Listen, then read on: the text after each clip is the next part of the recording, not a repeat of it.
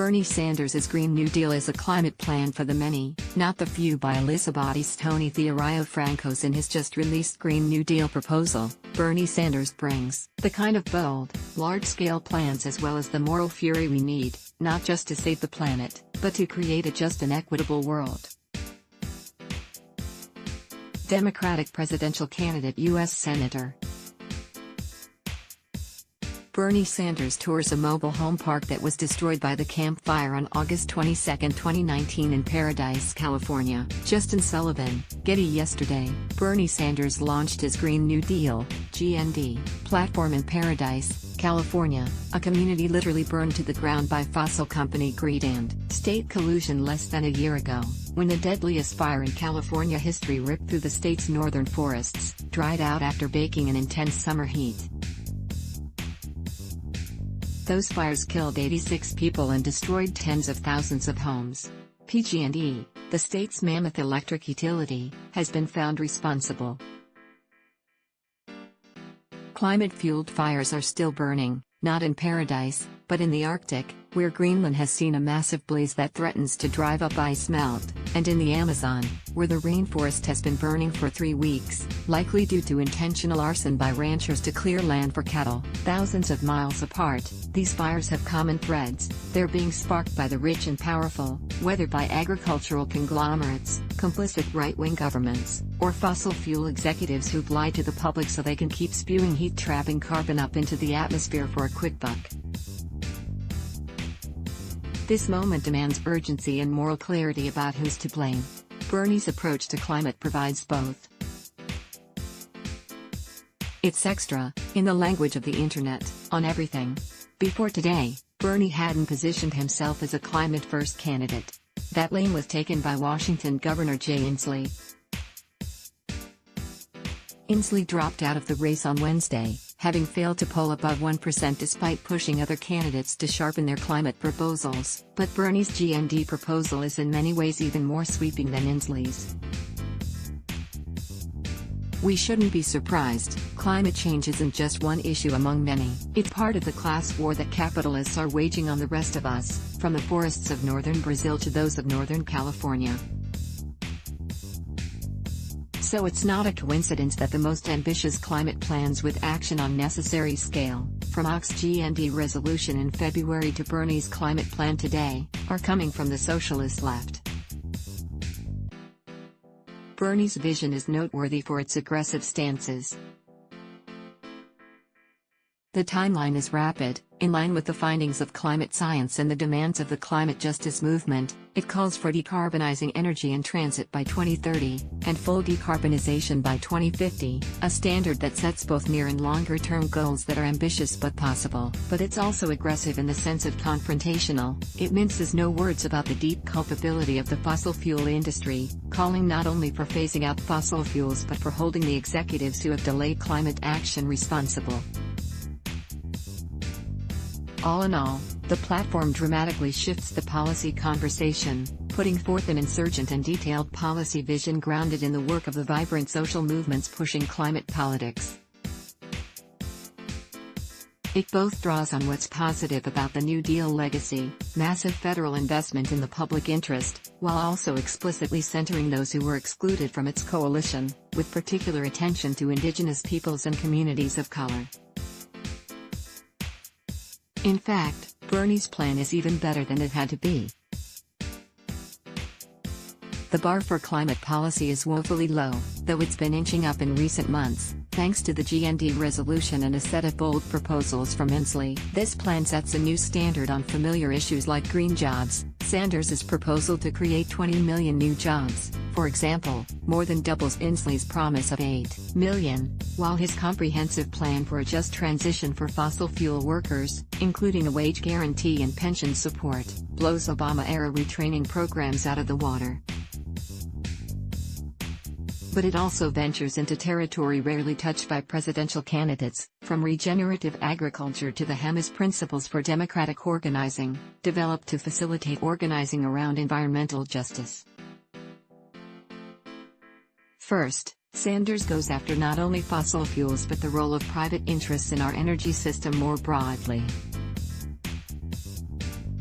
The major flaw of the Markey GND resolution was that it failed, like the Paris Agreement, to mention fossil fuels at all. By contrast, the Sanders GND includes measures intended to sharply curtail the ability of the fossil fuel industry to profit off the destruction of the planet. He proposes a ban on imports and exports of oil and gas, a ban on mountaintop mining and fracking, and a moratorium on permits to drill on public lands, all of which represent a dramatic reversal not only from Trump's much maligned efforts to open up new public lands to drilling but from Obama's drastic expansion of domestic oil extraction. The tide is starting to turn against the fossil fuel industry. Every major candidate has signed a pledge not to take money from oil and gas companies. But Sanders brings the kind of moral fury we need, pledging not only to take on oil companies but to hold them responsible for obfuscation by pursuing civil and criminal lawsuits in a manner similar to the cases brought against tobacco companies for covering up data on smoking and lung cancer. No one is better positioned to take the fight to these merchants of doom than Bernie, who has been railing against corporate power for decades. And there was no better place to launch his GND platform than Paradise. But Bernie also goes beyond the fossil fuel industry to point a finger at the broader system of private utilities and public agencies colluding to block renewables and prop up dirty fuels. His plan proposes creating new agencies to produce and distribute publicly owned clean power on the model of the original New Deal's Tennessee Valley Authority. And his plan would encourage the formation of municipally and cooperatively owned utilities with democratic, public ownership, providing financing to communities that want to take literal and figurative power back from investor-owned electric companies in their own backyards.